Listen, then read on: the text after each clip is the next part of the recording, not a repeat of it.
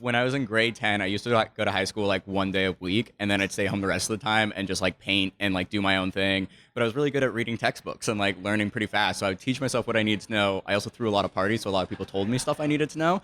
And so I was able to actually keep like a 75 average and never be at school. And so then the principal like every day would call me in and be like, "Hey, like this isn't working." I'm like, "Hey, but like it is. I actually have the average I need to get into university. I'm not failing everything. I'm on track to like graduate on time perfectly. Like I have all my bases covered, but they were actually an art school that people had to try out to get into. I just lived close enough. They had to take me. They were forced to deal with me.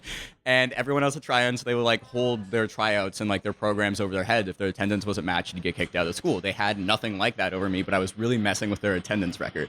And so like every day for like 3 months on end, I got called into the principal's office being like, "Hey, I think you'd succeed better at this school." And "Hey, I think I succeed better at this school." And I had so much fun saying no. Like I really knew they wanted to get rid of me, and I really knew they couldn't, and that like I was covering all my bases. But then I ended up like one day they were like Oasis Skateboard Factory, and that's like what I talked about in my TED Talk too. And I didn't say no, and I didn't say yes. I just was quiet when I heard that name, and they immediately printed out everything else because I had said no so fast to everything.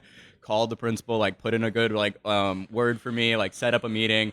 Then I like stayed at that high school for another 6 months being like, I don't know if I want this. You know, life kind of blows up in its own way. I was like, okay, I'm ready for a change.